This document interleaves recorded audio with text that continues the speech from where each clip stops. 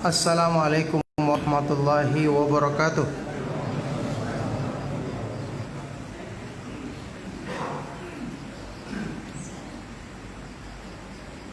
Innal hamdalillah nahmaduhu wa nasta'inuhu wa nastaghfiruh wa na'udzu billahi min shururi anfusina wa min sayyiati a'malina. May yahdihillahu fala mudilla lahu wa may yudlil fala hadiyalah. Wa asyhadu an la ilaha illallah wahdahu la syarikalah wa asyhadu anna Muhammadan abduhu wa rasuluh.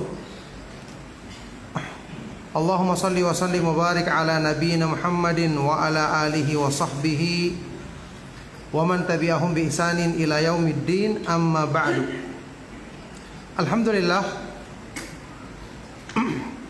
ma'asyiral ikhwa wal akhwat fid din rahimakumullah. Alhamdulillah, kita bersyukur kepada Allah Subhanahu wa taala atas semua limpahan nikmat dan karunia-Nya.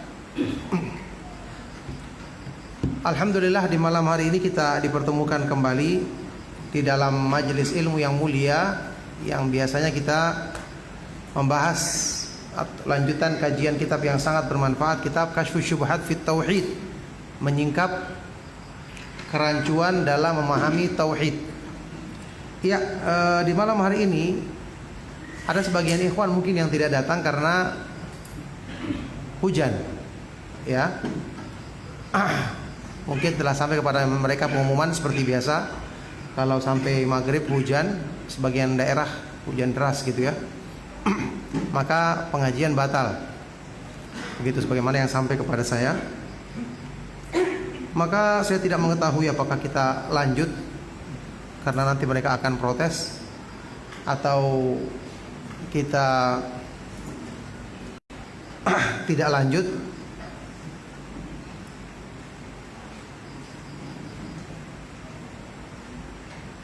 Baik, barakallahu fikum. Yang jelas di pertemuan yang lalu yang kita bahas terakhir kali adalah tentang dua perkara yang menjadikan perbuatan syirik yang dilakukan oleh orang-orang zaman sekarang lebih parah dibandingkan dengan perbuatan syirik yang dilakukan oleh orang-orang zaman dahulu, di zaman jahiliyah. Ya, yang ini merupakan bukti bahwa semakin jauh masa itu dari masa kenabian, dari masa sunnah, berarti keburukan semakin banyak tersebar, sehingga perbuatan syirik, perbuatan bid'ah, dan perbuatan-perbuatan yang menyimpang pun akan semakin parah, semakin besar kerusakannya. Yang ini menjadi perhatian bagi setiap muslim untuk berhati-hati dalam urusan agamanya, untuk tidak bosan-bosannya memperingatkan dirinya dan keluarganya dan orang-orang yang dicintainya akan bahayanya tauhid, dan selalu berlindung kepada Allah Subhanahu wa taala dari keburukan-keburukan penyimpangan dalam urusan agama, utamanya yang menyangkut masalah-masalah dasar keimanan. Baik, sudah kita bahas di pertemuan yang lalu. Dua perkara tersebut adalah, yang pertama apa? Apa alasannya kenapa perbuatan syirik yang dilakukan oleh orang zaman sekarang lebih parah?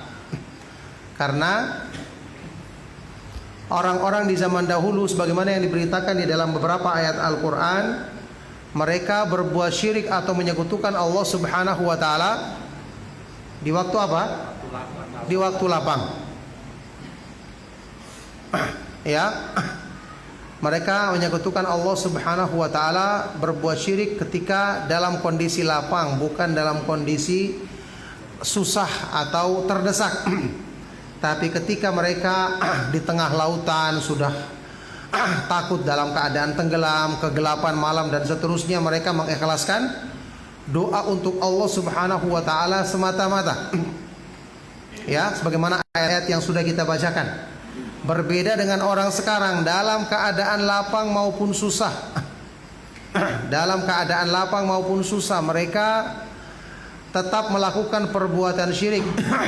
Bahkan dalam kondisi-kondisi yang terdesak, ya, mereka lebih memilih misalnya untuk bersumpah dengan menyebut nama orang yang dianggap wali daripada menyebut nama Allah Subhanahu wa taala. Ya, daripada menyebut nama Allah Subhanahu wa taala. Naudzubillah min dzalik, seperti yang sudah pernah kita contohkan di sebagian daerah yang di situ mayoritas muslim. Ya, ketika ada seorang pencuri ditangkap di kantor polisi, kemudian dia disuruh bersumpah untuk bahwa dia benar-benar tidak mencuri, suruh bersumpah dan menyebut nama Allah. Maka dia berbohong, demi Allah saya tidak mencuri katanya. Maka polisinya faham, kemudian disuruh bersumpah dengan nama wali yang diagungkan oleh masyarakat tersebut. Maka orang tersebut tidak berani mengucapkannya. Ya, ini dia tidak berani berbohong. Ini jelas perbuatan syirik yang mereka lakukan dalam semua keadaan, baik lapang maupun dalam keadaan susah. Naudzubillah min dzalik. Baik, yang kedua, alasannya apa? Kenapa perbuatan syirik di zaman sekarang lebih parah?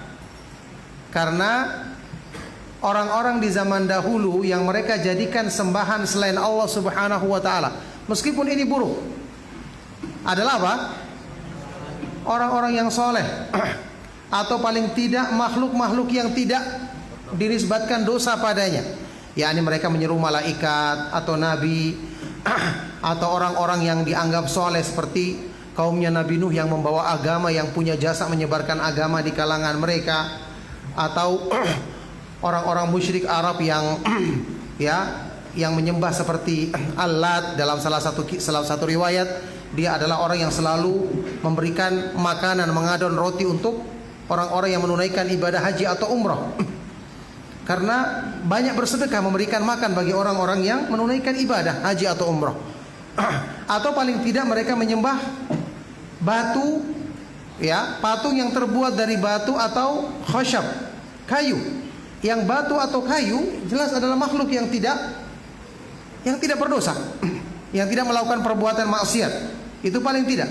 Adapun orang-orang di zaman sekarang, mereka menjadikan sembahan selain Allah Subhanahu wa taala orang-orang yang mereka kisahkan sendiri, menyaksikan sendiri bahwa mereka yang dijadikan sembahan ini adalah orang-orang yang min afsakin nas, orang yang termasuk paling buruk perbuatannya, yaitu mencuri, naudzubillah min dzalik, berzina, kemudian bahkan minum khamr atau melakukan perbuatan-perbuatan yang sangat buruk, tapi tetap mereka jadikan sebagai sembahan selain Allah dengan dikatakan bahwa itu adalah bagian dari kemuliaannya, atau dia adalah orang yang tidak kena beban syariat, atau perbuatan zina yang dilakukannya itu adalah dengan bidadari-bidadari yang diturunkan dari surga. Naudzubillah min dzalik. Itu anggapan-anggapan yang mereka ucapkan, yang tentu ini semua adalah keadaan yang sangat parah keburukannya. Orang yang menyembah selain Allah Subhanahu wa taala kepada makhluk-makhluk yang tidak berdosa, tentu ini tidak separah keadaan orang yang menyembah atau menjadikan sembahan-sembahan selain Allah Subhanahu wa taala makhluk-makhluk yang mereka akui sendiri telah melakukan perbuatan-perbuatan yang buruk. Itu kesimpulan yang kita ambil dari pertemuan yang lalu. Sekarang di sini ada pembahasan sehubungan dengan masalah satu syubhat di antara syubhat yang besar yang dilakukan oleh para pelaku syirik. Para pelaku syirik punya satu syubhat yang besar, dan ini insya Allah kita pun pernah mendengarkan orang yang mengucapkan seperti ini. Coba kita baca keterangan Syekh Muhammad bin Abdul Wahhab rahimahullah ta'ala.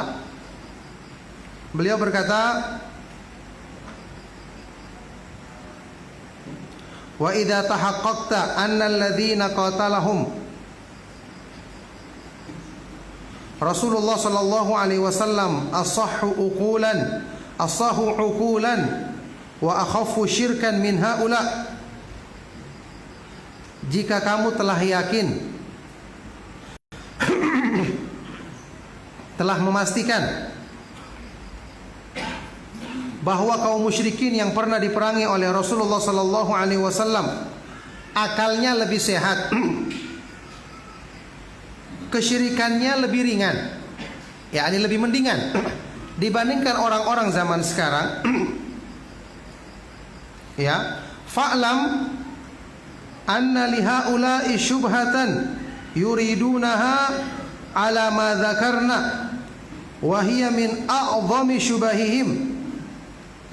Maka ketahuilah bahwa mereka ini punya satu syubhat lagi, pengkaburan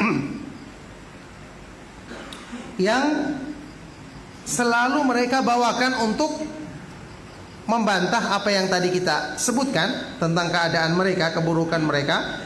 Yang ini termasuk kerancuan-kerancuan mereka yang paling besar. Kata Syekh di sini, fa asgi sam'aka li jawabiha. Maka coba fokuskan pendengaranmu untuk mendengarkan jawabannya. Apa itu syubhat mereka? Wahia annahum yaqulun, mereka berkata seperti ini. Innal ladzina nazala fihimul qur'anu la yashhaduna an la ilaha illallah wa yukadzibuna ar-rasul sallallahu alaihi wasallam wa yunkiruna al-ba'ts wa yukadzibuna al-qur'ana wa yaj'alunahu sihran wa nahnu nashhadu an la ilaha illallah wa anna muhammadan rasulullah wa nusaddiqul qur'ana wa nu'minu bil ba'thi wa nusalli wa nasum fa kaifa taj'alunana mithla ulaik. Ini syubhat mereka. Yaitu mereka berkata apa? Orang-orang yang disebutkan dalam Al-Quran, yang Al-Quran turun untuk membantah mereka itu, yang kamu tadi nukilkan ayat-ayatnya, yang kalian sebutkan tadi ayat-ayatnya, adalah orang-orang yang tidak mempersaksikan dua kalimat syahadat. Ya, ini bukan orang Islam asalnya. Mereka tidak mempersaksikan kalimat syahadat la ilaha illallah, tidak ada sembahan yang benar selain Allah. Mereka mendustakan Rasulullah sallallahu alaihi wasallam, mengingkari hari kebangkitan. Mereka mendustakan Al-Qur'an, menganggap Al-Qur'an itu adalah sihir. Sementara kami, kata mereka, kami mempersaksikan la ilaha illallah dan bahwa Nabi Muhammad sallallahu alaihi wasallam adalah utusan Allah. Kami membenarkan Al-Qur'an. Kami beriman dengan hari kebangkitan. Kami melaksanakan sholat, berpuasa. Maka bagaimana kalian menjadikan kami sama dengan mereka? Ini alasannya. Dan ikhwan dan akhwat fi din rahimakumullah, mereka ketika ingin memerangi dakwah tauhid, ya ini tentu orang-orang yang tidak dibukakan hatinya untuk menerima kebenaran, ya. Mereka itu ketika ingin memerangi dakwah tauhid supaya membela pemahaman mereka, mereka akan menyebarkan syubhat-syubhat seperti ini dengan mengatakan bahwa mereka itu mengkafirkan semua kaum muslimin. Mengkafirkan semua kaum muslimin atau mayoritas kaum muslimin mereka kafirkan. Kenapa? Mereka menyamakan kita dengan orang-orang yang jelas-jelas mereka itu bukan kaum muslimin, tidak masuk Islam, tidak mempersaksikan dua kalimat syahadat, tapi bantahan yang disebutkan terhadap orang-orang ini ditujukan kepada kita. Ini kan termasuk syubhat yang sangat besar. Mereka-mereka yang disebutkan itu adalah tidak beriman kepada hari akhir, tidak beriman hari kebangkitan, mendustakan Rasul, mendustakan Al-Quran. Adapun kita mengimani hari akhir, kata mereka, kayak mengimani hari akhir, membenarkan Rasul, membenarkan Al-Quran, tidak mengatakan Al-Quran itu sihir. Jadi beda, kenapa disamakan? Ya, ini syubhat yang mereka katakan.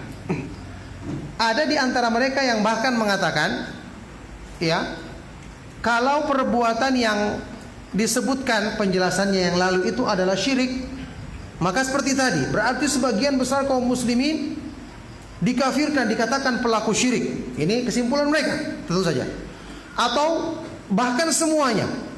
Kenapa seperti itu? Alasannya mayoritas kaum muslimin seperti ini keyakinannya.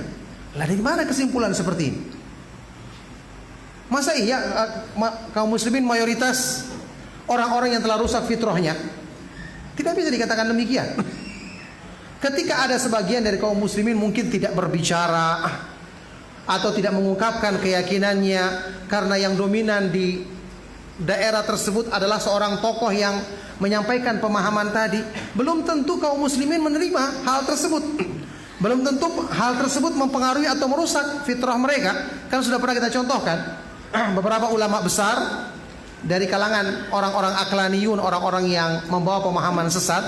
Ketika dia menyampaikan pemahaman sesatnya, ada orang-orang tua dari pedalaman yang justru membantah dengan kalimat yang diucapkan berdasarkan fitrahnya, yang menjadikan tokoh tersebut kebingungan.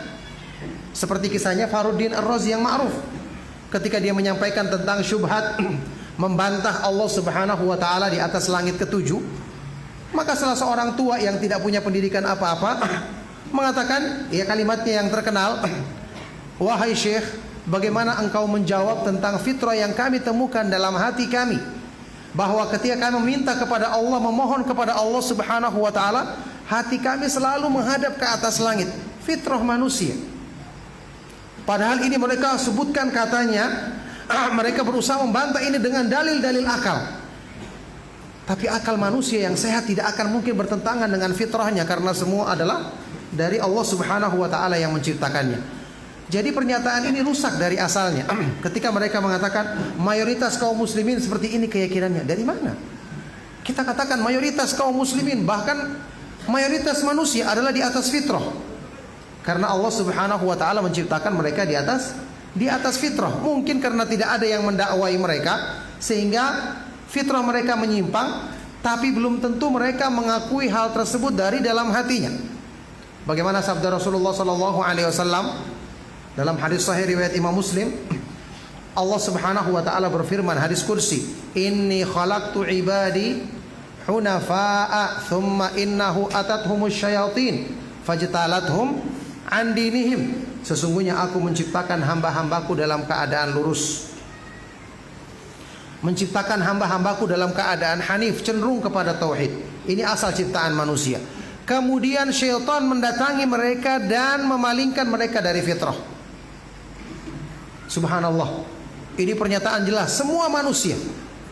Makanya sudah pernah kita bahas Fir'aun laknatullah alaih dan bala tentaranya, disebutkan di dalam Al-Quran ketika mereka menentang seruan Nabi Musa untuk hanya beriman kepada Allah Subhanahu wa taala. Seruan Nabi Musa dan Harun alaihi wassalatu wassalam.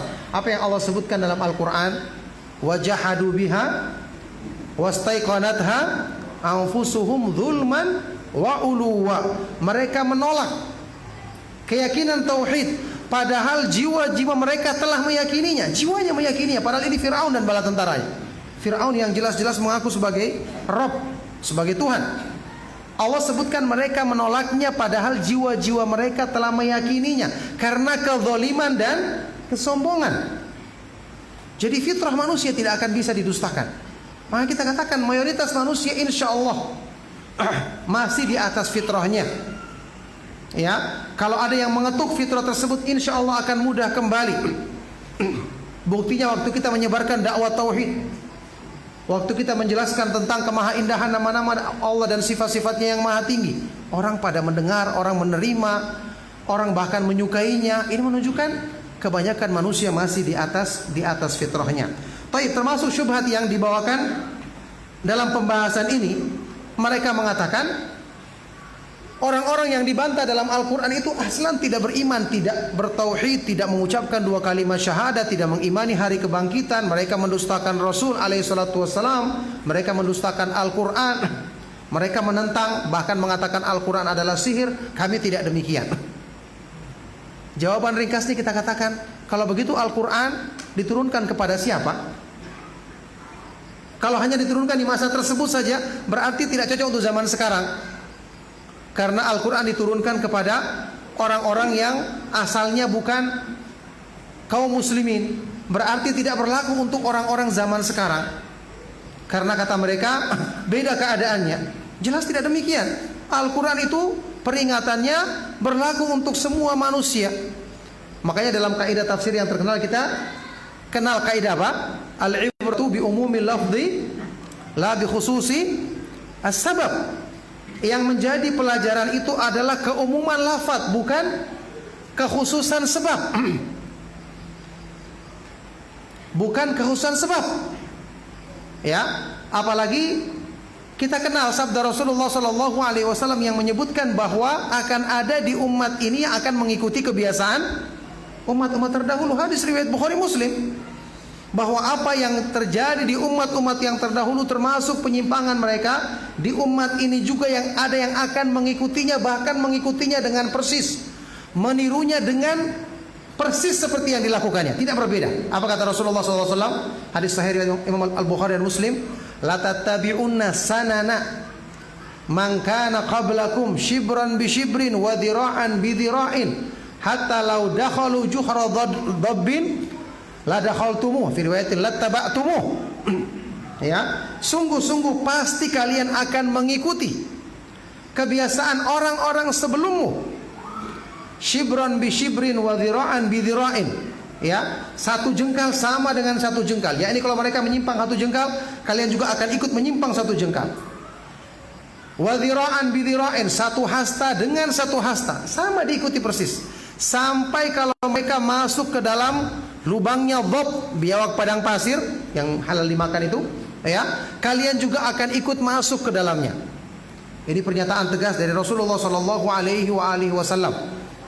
Ya, jadi apa yang disebutkan di dalam Al-Quran yang diambil pelajarannya bukan karena khususnya sebab, oh ini sebab turunnya tentang orang-orang musyrik, berarti tidak berlaku lagi zaman sekarang. Ya tidak. Kalau sama keadaannya, sama yang diperbuatnya, peringatan di dalam Al-Quran sama terhadap pelaku atau perbuatan seperti ini, berarti hukumnya sama. Al-ibratu bi'umumi lafzi la bi khususi sabab. Yang menjadi pelajaran yang diambil hukumnya adalah keumuman lafadznya, bukan sebabnya yang khusus. Ini sebenarnya jawaban yang jelas. Karena kalau seandainya kita katakan, oh itu hanya berlaku untuk orang zaman dahulu, berarti apa gunanya Al-Quran diturunkan sampai hukumnya terus berlaku sampai di akhir zaman? Berarti Al-Quran telah berakhir masa berlakunya, sudah kadaluarsa sekarang. Ya, hasya wa kalla, tidak mungkin sama sekali. Al-Quran berlaku untuk semua zaman sampai di akhir zaman. Ya, bahkan perbuatan-perbuatan syirik yang diingatkan di dalam Al-Quran sudah kita nukilkan beberapa kali ayatnya, menyebutkan bahwa kebanyakan manusia masih terjerumus ke dalam perbuatan syirik. Maka ini adalah kebatilan, syubhat mereka, termasuk syubhat yang paling besar, tapi ternyata sangat mudah menjawabnya. Kita akan jawab atau kita akan lihat jawaban yang disampaikan oleh Syekh dengan lebih rinci lagi. Baik.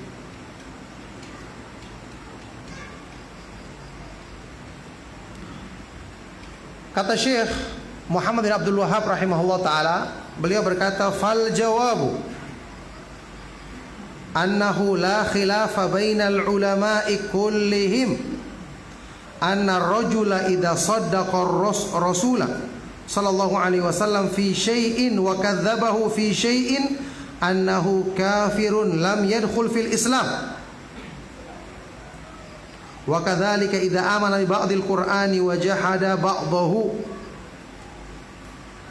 Jawabannya, tidak ada perbedaan pendapat di kalangan para ulama. yakni para ulama sepakat, berkonsensus, semuanya sependapat. Tidak ada perbedaan pendapat di antara mereka semua bahwa seseorang, kalau ada seseorang yang membenarkan Rasul Shallallahu Alaihi Wasallam dalam satu hal, tapi mendustakannya dalam hal yang lain, apa hukumnya? Sepakat para ulama bahwa ini adalah kafir, tidak dikatakan masuk Islam. Ini kaidah penting. Orang yang beriman kepada sebagian Al-Quran mengingkari sebagiannya, maka sama dengan mengkufuri semuanya. Mengingkari atau mengkafiri satu huruf Al-Quran sama dengan mengkufuri semuanya. Ini seperti pernyataan yang saya sudah pernah nukilkan, insyaallah, dinukil oleh Imam Ibnu Qudamah di dalam kitab Lum'atul I'tiqad. Man kafara biharfin minal Qur'ani faqad kafara bihi kulli. Barang siapa yang mengingkari satu huruf dari Al-Quran, maka sama dengan dia mengingkari keseluruhannya. ya, sama dengan mengingkari keseluruhannya. Kata Syekh di sini, wa kadzalika idza amana bi ba'dil Qur'ani wa jahada ba'dahu. Demikian pula orang yang beriman, yang mengimani sebagian Al-Qur'an dan mengingkari, menolak sebagian yang lain, sama dengan kufur terhadap keseluruhannya. Kaman aqarra bit tauhid wa jahada wujub as-salati, atau aqarra bit tauhid was salati wa jahada wujub az-zakati, atau aqarra bi hadza kullihi wa jahada as-shaum, atau aqarra bi hadza kullihi wa jahada al-hajj. Ya, contohnya seperti orang yang menetapkan tauhid tapi dia mengingkari kewajiban sholat. Ini namanya kufrul juhud, mengingkari dengan hatinya. Sampai pun dia menjalankan sholat. Ada orang melaksanakan sholat 5 waktu, tapi dia meyakini tidak wajib, kufur, kafir, tidak bermanfaat amalnya. Sampai pun dia menjalankannya, karena hatinya menentang sesuatu keyakinan yang wajib untuk diimani, yang ini adalah perkara yang jelas gamblang diterangkan di dalam Al-Quran sehingga tidak samar kepada seorang pun. Tentang kewajiban sholat misalnya, atau dia misalnya menetapkan tauhid, menetapkan kewajiban sholat, tapi dia mengingkari kewajiban zakat. Ini sama dengan orang-orang yang diperangi setelah wafatnya Rasulullah sallallahu alaihi wasallam oleh Abu Bakar As-Siddiq radhiyallahu taala anhu karena mengingkari, menolak kewajiban menunaikan zakat. Atau misalnya orang yang menetapkan semua itu, menetapkan tauhid, menetapkan sholat, wajibnya zakat, tapi dia menolak kewajiban puasa. Atau menetapkan semua itu tapi dia menolak kewajiban haji. Ini hukumnya kata para ulama sepakat, kata Syekh di sini, tidak ada perbedaan pendapat di kalangan para ulama sampai dia menetapkan semua tapi mengingkari salah satu yang jelas kewajibannya di dalam Islam, maka sama dengan dia mengingkari secara keseluruhannya. Coba lihat firman Allah Subhanahu wa taala di dalam Al-Qur'an di surat An-Nisa ayat 150 151. A'udzubillahi minasyaitonir rajim. Innal ladzina yakfuruna billahi wa rusulihi wa yuriduna an yufarriqu bainallahi wa rusulihi wa yaquluna nu'minu bi ba'dhin wa nakfuru bi ba'd wa yuriduna an yattakhidhu baina dzalika sabila ulaika humul kafiruna haqqan. An-Nisa 150 151. Sesungguhnya orang-orang yang kufur kepada Allah dan Rasulnya dan ingin membedakan antara Allah dan Rasulnya, mereka mengatakan kami beriman kepada sebagian dan mengkufuri sebagian yang lain, dan mereka ingin mengambil jalan tengah di antara itu. Mereka inilah orang kafir yang sesungguhnya. Mereka inilah orang yang kufur yang sesungguhnya, kafir yang sejati, beriman kepada sebagian dan mengingkari yang lainnya, maka dikatakan ulaika humul kafiruna haqqan. Mereka adalah orang yang kufur dengan sesungguhnya. Ya, kemudian Allah Subhanahu wa taala menyebutkan di dalam surat Al-Baqarah ayat 85 tentang Bani Israel yang dicela dengan keras karena perbuatan ini. Afatu'minuna bi ba'dil kitabi wa takfuruna bi ba'd fama jazaa'u man yaf'alu dzalika minkum illa khizyun fil hayatid dunya wa yaumal qiyamati yuradduna ila asyaddil 'adzab wa mallahu bighafilin 'amma ta'malun. Apakah kalian hanya beriman terhadap sebagian dari isi Alkitab dan mengingkari sebagian yang lain, kufur terhadap sebagian yang lain? Maka tidak lain balasan orang yang melakukan ini di antara kalian kecuali kehinaan dalam kehidupan di dunia, dan di akhirat nanti mereka akan dikembalikan kepada azab yang paling keras, yang paling pedih, dan Allah Subhanahu wa taala sekali-sekali tidak akan lalai dari apa yang kalian lakukan. Al-Baqarah ayat 85. Jadi ini jawaban yang sangat telak. Ya. bahwa meskipun yang dilakukan oleh orang-orang terdahulu mereka adalah orang yang tidak mengucapkan dua kalimat syahadat, tapi tidak berbeda dengan orang yang mengaku mengucapkan dua kalimat syahadat, tapi justru melanggar konsekuensinya yang paling besar. Justru kandungan dan intinya dilanggar. Bagaimana mungkin ini akan diterima? Ya, justru mereka mengucapkan kalimat ini, kalimat syahadat, tapi melakukan perbuatan syirik yang bahkan jenis kesyirikannya sama dengan kesyirikan yang dilakukan oleh orang-orang musyrik di zaman jahiliyah, sebagaimana yang sudah kita jelaskan beberapa kali. Oleh karena itu, ini sebagai jawaban awal, ya nanti kita akan rinci lebih lagi insyaallah tentang syubhat yang dikatakan min a'dhami syubahihim, termasuk syubhat mereka yang paling besar. Ternyata tidak ada perbedaan ya, karena kita kenal di dalam Islam ada pembatal-pembatal keislaman.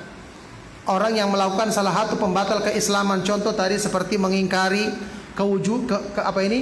salah satu yang jelas-jelas wajibnya di dalam Islam, maka hukumnya hukumnya kufur. Ya, ingat, mengingkari kewajiban. Belum tentu orang, misalnya dia tidak melaksanakan, belum tentu dia mengingkari. Jangan disamakan, oh dia tidak melaksanakan berarti dia mengingkari kewajiban. Belum tentu. Bisa jadi dia meyakini hatinya wajib, tapi dia karena kemalasannya atau karena kelalaiannya dia tidak melaksanakan. Ini belum tentu kafir.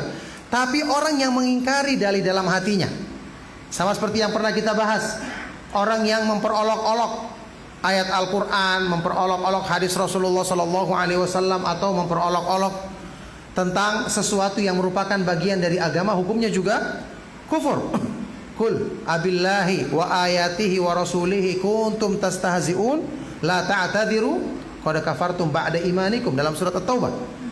Katakanlah, apakah terhadap Allah, ayat-ayatnya dan terhadap Rasulnya kalian berani memperolok-olok, janganlah minta maaf, sungguh kalian telah kufur setelah beriman. Ini sudah kita bahas juga. Jadi hal-hal seperti ini ya menjadi gambaran kepada kita bahwa sesuatu yang menjadikan seseorang itu bisa kufur atau keluar dari Islam ya, tidak ada jaminan ketika dia sudah mengucapkan dua kalimat syahadat lantas dia tidak akan mungkin melakukan hal-hal tersebut. Apalagi sudah kita bahas contoh-contoh di dalam kitab Tauhid, bagaimana perbuatan-perbuatan kufur, perbuatan-perbuatan syirik yang besar bisa menggugurkan keislaman, membatalkan keislaman dari asalnya. Baik, barakallahu fikum. Insyaallah cukup sampai di sini pembahasan kita. Di kesempatan kali ini nanti kita akan ulang lagi insyaallah di pertemuan yang akan datang dengan penjelasan yang lebih rinci lagi.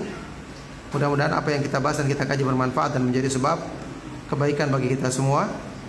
Sallallahu wasallam wa barak ala nabiyina Muhammad wa ala alihi wa sahbihi wa man tabi'ahum bi ihsan ila yaumiddin walhamdulillahi rabbil alamin. Silakan kalau ada pertanyaan. Fadhal.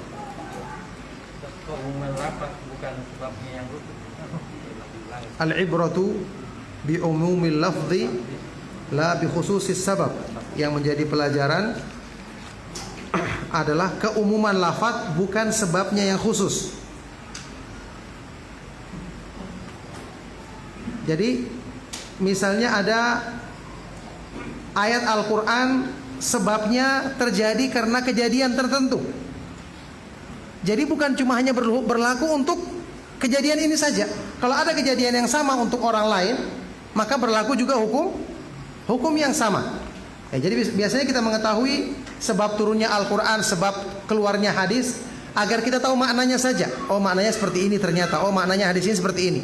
Tapi nanti untuk praktek hukumnya, kalau ada kejadian yang sama, maka hukumnya sama. Nah,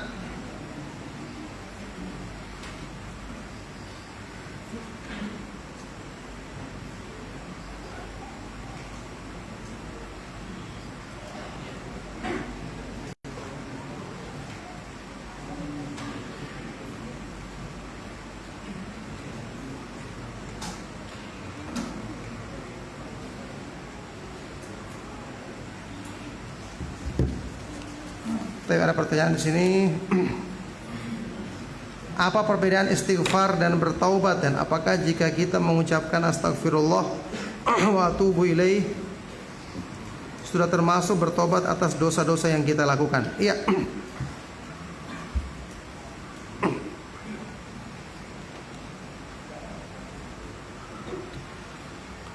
Ya, sebagian dari para ulama yang memang menyebutkan tentang perbedaan antara istighfar dan bertaubat, yang meskipun secara makna asalnya istighfar artinya memohon ampun kepada Allah. Wa dan istaf'ala itu artinya meminta, ya. Meminta pengampunan kepada Allah Subhanahu wa taala, dan bertobat juga adalah memohon agar Allah Subhanahu wa taala menghilangkan keburukan dosa-dosa yang pernah kita lakukan. Kalau kita mengucapkan astaghfirullah wa atubu ilaihi, aku memohon ampun kepada Allah dan bertobat kepadanya, sudah termasuk, ya tentu saja sudah termasuk. Cuman kata para ulama, tobat yang nasuh, tobat yang sungguh-sungguh, di antara ketentuannya adalah kita harus menghadirkan dosa-dosa kita. Kita harus menghadirkan dosa tersebut untuk kita ungkapkan kepada Allah Subhanahu wa taala. Jadi kita menyebutkan secara umum dosa-dosa tersebut, dan juga kita rinci. Kita rinci, kalau saya pernah berbuat dosa ini, maka sebutkan, ya Allah saya pernah melakukan ini, dan ini adalah keburukan.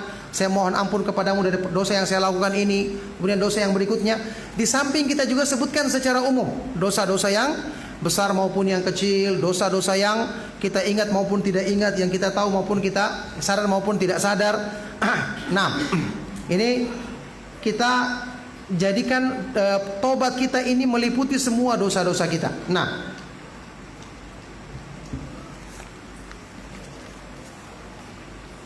apa Ustaz, apa hukumnya berdoa menggunakan bahasa Indonesia di setiap sujud?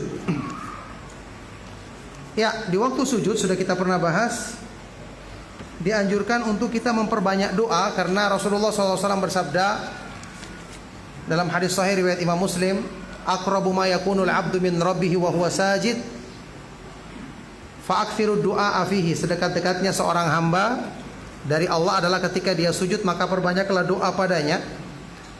Ada juga hadis lain riwayat Imam Muslim, wa amma sujud fa'akthiru fihi du'a faqamanun atau faqaminun ayyustajaba lakum. Adapun dalam sujud maka fajtahidu fid du'a, bersungguh-sungguhlah dalam berdoa, maka sepantasnya Allah akan mengabulkan doamu tersebut. Setelah kita membaca zikirnya sujud, kita dianjurkan berdoa waktu sujud. Apakah boleh dengan bahasa Indonesia? Jawabannya, beberapa di antara para ulama membolehkannya.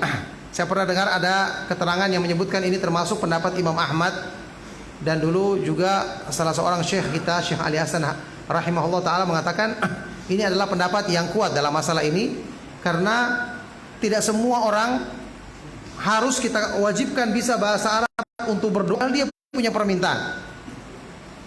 Ya tentu kita katakan yang terbaik pasti ya doa dalam bahasa Arab, doa dari Al-Quran dan Sunnah. Tapi kalau dia tidak bisa, maka kita katakan berdoa sesuai dengan permohonan kita. Yang penting kita ungkapkan bahasa yang benar kepada Allah Subhanahu wa taala. Bagaimana hukumnya orang-orang yang hanya mencukupkan berpedoman kepada Al-Quran saja, mengingkari sunnah hadis Rasulullah karena mereka tidak mempercayai hadis sunnah? Sama dengan tadi, berarti mereka mengingkari hadis dan Al-Quran sekaligus. Kenapa? Al-Quran mengatakan yang demikian. Ya, di samping jawaban yang tadi mengingkari sebagian sama dengan mengingkari semua, Al-Quran sendiri mengatakan may yuti'ir rasula faqad ata Allah. Barang siapa yang taat kepada Rasul, maka sungguh dia taat kepada Allah. Berarti yang mengingkari Rasul sama dengan mengingkari Allah Subhanahu wa taala. Terus kemudian kalau orang yang berpedoman kepada Al-Quran saja, mesti dia tidak akan sholat 5 waktu. Bagaimana cara dia sholat 5 waktu? Al-Quran aja mengatakan wa aqimus sholat, dirikanlah sholat. Bagaimana cara dia laksanakan sholat mulai dari takbiratul ihram? Apakah ada dalam Al-Quran? Tidak ada. Semuanya dari hadis Rasulullah SAW. Salat secara bahasa artinya berdoa, maka dia akan berdoa saja. Tidak akan melaksanakan salat dengan takbiratul ihram, ada rukuknya, ada i'tidal, ada sujud dan seterusnya. Ini semua dalam sunnah Rasulullah SAW diajarkan. Demikian pula ibadah-ibadah yang lain. Rincian ibadah haji, pelaksanaan puasa, maka akan banyak hal-hal yang mereka akan tolak kalau mereka mengingkari sunnah Rasulullah Sallallahu Alaihi Wasallam. Makanya orang yang mengingkari sunnah berarti mengingkari Al-Quran. Al-Quran itu dijelaskan di dalam sunnah. Ya, bagaimana dia akan bisa mengamalkan Al-Quran kalau tidak memahami penjelasannya? Allah Subhanahu Wa Taala berfirman di surat An-Nahl, wa anzalna ilaika dzikra litubayyina lin-nasi ma nuzzila ilaihim, dan kami turunkan kepadamu wahai Rasulullah peringatan dalam Al-Quran supaya engkau jelaskan kepada manusia apa yang telah diturunkan kepada mereka. Nah,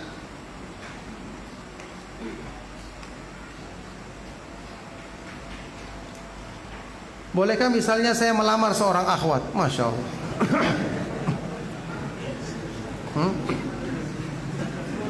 Ya jelas, masa antum melamar seorang ikhwan? Ini salah alamat namanya ya. Bolehkah misalnya saya melamar seorang akhwat pekan depan? Masya Allah, semoga dimudahkan. Ini berarti akhwat yang mau dilamar sudah deg-degan ini ya, dengar pertanyaan ini. Dan ijab kabulnya 4 bulan atau 5 bulan ke depan. Apakah boleh seperti itu? Ini buang-buang waktu namanya. Kalau sudah melamar, sudah cocok, harus segera. Ya, diusahakan untuk segera supaya tidak mendatangkan fitnah. Ya. Kalau memang ada halangan atau ada sesuatu yang menjadikan tertunda, sebenarnya tidak mengapa. Cuman takutnya fitnah nanti kalau sudah melamar, nanti sudah terbayang-bayang. Ya, biar dia berjalan, yang ada di hadapannya orang tersebut. Nanti dia akan sering tabrakan, naik motor tabrakan, kemudian di rumah sering nabrak dinding, nabrak tiang, karena terbayang-bayang terus. Ini fitnah. Makanya seperti ini, kalau seandainya memang masih lama prosesnya, ditunda dulu, jangan ada hubungan dulu. Kalau Allah Subhanahu Wa Taala jadikan yang terbaik, insya Allah mereka akan dipertemukan dengan izin Allah Subhanahu Wa Taala. Nah, bolehkah bersalaman setelah salat dikarenakan orang di sebelah sudah menyodorkan tangannya lebih dulu? Apakah dalilnya bersalaman setelah salat berjamaah? Tidak ada dalilnya sebenarnya. Ini sebagian dari para ulama menyebutkan ini termasuk perbuatan yang diada-adakan, karena bersalaman itu adalah ibadah yang disyariatkan di waktu tertentu. Seperti disebutkan di dalam hadis yang sahih, ketika bertemu dan berpisah, Rasulullah SAW bersabda, "Ma min muslimaini yaltaqiyani fayatasafahani illa ghufira lahuma qabla an yatafarraqa." Tidaklah dua orang muslim bertemu kemudian saling berjabat tangan kecuali Allah ampuni dosa-dosanya sebelum mereka berpisah. Jadi bertemu dan berpisah juga ada dalilnya. Bersalaman, berjabat tangan. Adapun menjadikannya di waktu tertentu, misalnya karena selesai sholat bersalaman, ini tidak ada dalilnya, kecuali seperti penjelasan Syekh Al-Albani rahimahullah taala, misalnya kita selesai sholat baru ketemu orang tersebut, kita niatkan karena baru ketemu bersalaman, boleh. Bukan karena setelah selesai sholatnya, tapi karena baru ketemu dengan orang tersebut. Saya pernah mendengarkan perkataan dari seorang ustadz bahwa persandingan lafaz Allah dan Muhammad yang biasa ditempel di masjid-masjid adalah perbuatan syirik dalam hal tulisan. Apakah ini benar? Mungkin yang lafaz yang disebutkan sebelah kiri sebelah kanan itu ya. Ya, kalau tujuan orang tersebut mungkin untuk menyamakan atau menyetarakan, maka jelas termasuk perbuatan syirik seperti yang kita bahas kemarin. Orang yang mengatakan saja pakai kata-kata dan, ya, masya Allahu wa syi'ta, ini kehendak Allah dan kehendakmu, ini Nabi SAW ingkari. Aja'altani lillahi niddan, apakah engkau ingin jadikan aku sekutu tandingan bagi Allah? Penyetaraan seperti ini, hukum asalnya memang sampai pun lebih ditinggikan, tulisan Allah tidak boleh. Ya, kita ketahui para ulama mengingkari kaligrafi yang seperti ini, apalagi ini dianggap sebagai Allah misalnya. Lafaz seperti ini tidak boleh kita cantumkan atau jadikan sebagai hiasan. Ya, hukum asalnya seperti itu. Cuman kalau apakah dia sudah pasti kesyirikan, itu yang masih tergantung dari niatnya orang tersebut. Ada yang mungkin cuma meyakini sekedar hiasan saja, ya. Allah taala alam bisawab. Seorang yang beramal soleh kemudian dia melakukan kesyirikan, kemudian dia bertaubat, apakah amal-amal yang dia kerjakan sebelum melakukan kesyirikan masih diterima oleh Allah karena ada ayat yang menyatakan bahwa kesyirikan menghapus amal soleh? Iya. Tapi ketika dia bertobat, maka kembali amal-amal tersebut menurut pendapat yang terkuat. sebagai rahmat dari Allah Subhanahu wa taala. Dalilnya yang sudah kita sebutkan dalam hadis riwayat Imam Muslim, Rasulullah SAW ketika ada seorang sahabat yang masuk Islam, ya, padahal jelas namanya dia belum masuk Islam, amal-amalnya tidak teranggap sama sekali. Tapi Rasulullah SAW bersabda, "Aslam ta'alama aslafta minal khair." Kamu masuk Islam di atas kebaikan-kebaikan lalu yang kamu lakukan. Yakni diperhitungkan sebagai rahmat dari Allah Subhanahu wa taala. Makanya termasuk orang yang melakukan perbuatan syirik misalnya, kemudian dia bertobat, bahkan perbuatan kafir, kemudian dia bertobat masuk Islam kembali, maka kebaikan-kebaikannya diperhitungkan kembali. Makanya Imam Al-Hafidh Ibnu Hajar Al-Asqalani dalam kitab Nukhbatul Fikr, ya, kitab mustalah hadis, ketika menyebutkan definisi sahabat Rasulullah SAW, yakni man laqiyan Nabiyya SAW mu'minan bihi wa mata 'alal Islam, orang yang pernah berjumpa dengan Nabi SAW, beriman kepadanya dan mati di atas Islam, ya, meninggalnya di atas Islam. Beliau tambahkan walau takhallalat riddatan, meskipun di sela-selanya dia sempat murtad, asal dia kembali lagi, tetap jadi sahabat. Ya, meskipun dia sempat murtad, tapi dia bertobat, jadi sahabat lagi, kemudian meninggal di atas Islam, ini tetap dikatakan sahabat. Tidak hilang sahabatnya karena dia pernah murtad. Tidak, ini menunjukkan kebaikan-kebaikannya kembali. Dan ini pendapat yang terkuat.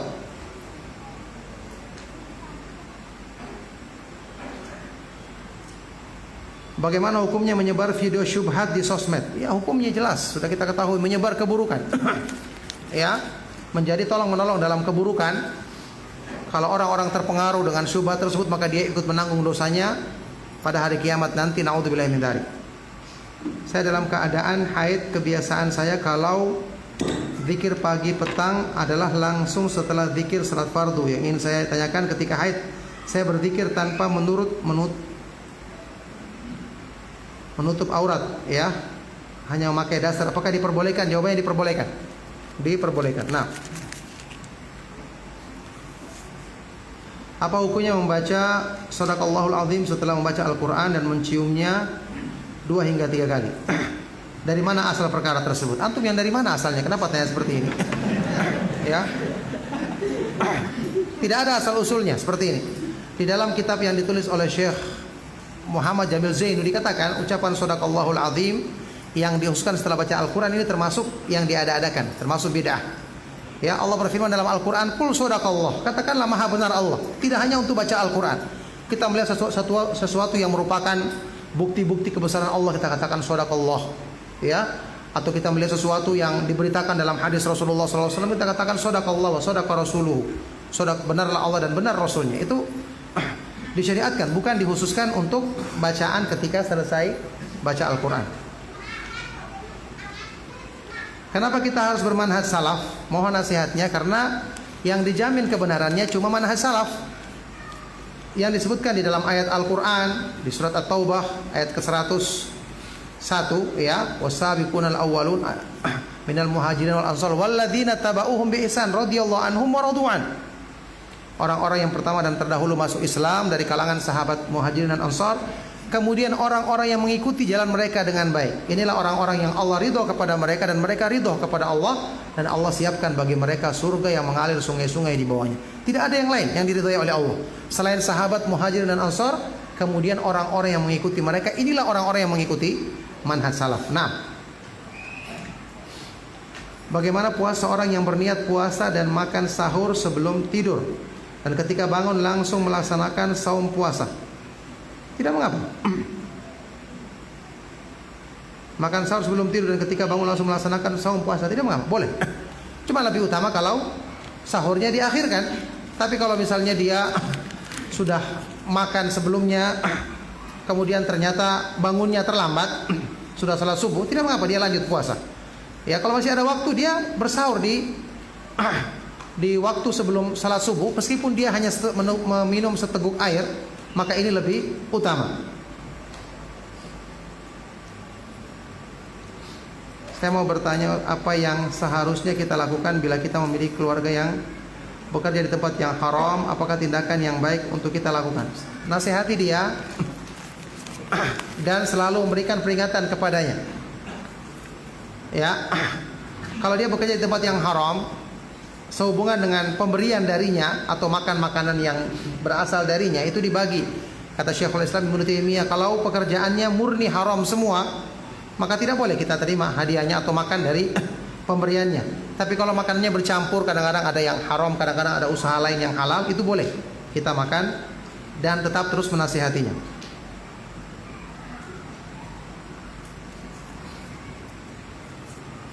Bagaimana jika suatu amal wajib hampir diingkari tapi keraguannya sebatas dalam hati? Memang keraguan dalam hati, bukan di luar hati. Yang namanya ragu-ragu itu dalam hati. Pengingkaran itu artinya asalnya amalan hati. Nah, sudah kita bahas tadi, orang yang mengamalkan tapi dia mengingkari di hatinya, kufur meskipun dia amalkan. Karena yang diperhitungkan adalah apa yang di dalam hatinya, masalah yang berhubungan dengan pengingkaran atau keraguan-raguan tersebut. Apa hukum wanita haid dan orang junub masuk masjid? Sudah pernah kita bahas, bahkan saya pernah punya tulisan tentang masalah ini, dan juga pendapat yang dikuatkan oleh Syekh Al-Albani rahimahullah taala bahwa hadis-hadis yang melarang ini semuanya hadisnya dhaif. Semuanya hadisnya lemah. Ya, karena hukum asalnya kata Rasulullah SAW dalam Sahih Bukhari, innal mu'mina la yanjus. Orang mukmin itu tidak najis. Adapun hadis-hadis yang melarang ini semua hadisnya dhaif, semua hadisnya lemah. Sebagian dari para sahabat Nabi SAW, dan ini lebih utama, ketika mereka ingin masuk masjid dalam keadaan junub, mereka berwudu ya, untuk meringankan hal tersebut. Tapi ini tidak wajib, tapi ini adalah lebih utama, lebih afdol. Nah, bagaimana menjawab syubhat para pelaku demo yang mengatakan dengan adanya demo maka kebijakan pemerintah yang menyalahi syariat dapat dirubah? Tidak benar dapat dirubah. Tidak benar dapat dirubah. Buktinya sampai sekarang juga hal-hal tersebut tidak bisa dirubah dengan seutuhnya, ya. Dan ketika salah satu perbuatan yang hukum asalnya itu diharamkan, kelihatannya ada sisi baiknya, belum tentu lantas hal tersebut misalnya disyariatkan.